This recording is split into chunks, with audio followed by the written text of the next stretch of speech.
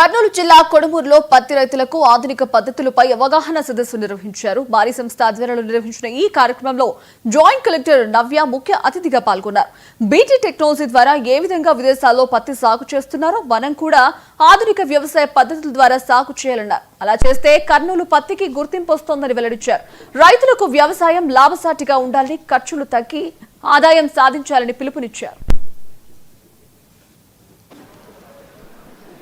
పత్తి రైతులకి అన్ని విధాల సహాయ సహకారాలు అందిస్తున్నారు.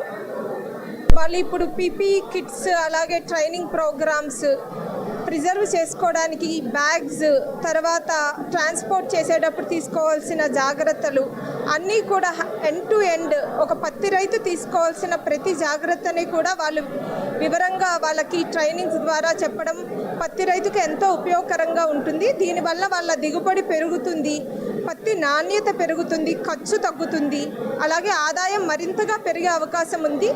కాబట్టి మారీ సంస్థ వారికి నేను నా ప్రత్యేక ధన్యవాదాలు తెలియజేస్తున్నాను.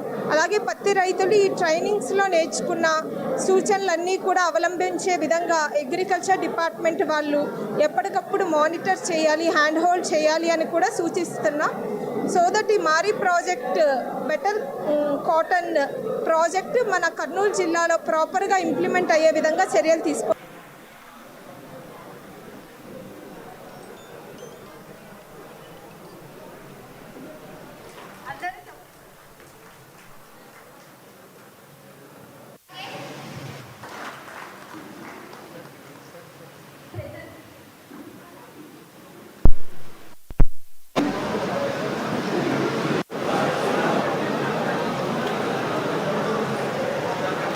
ధన్యవాదాలు.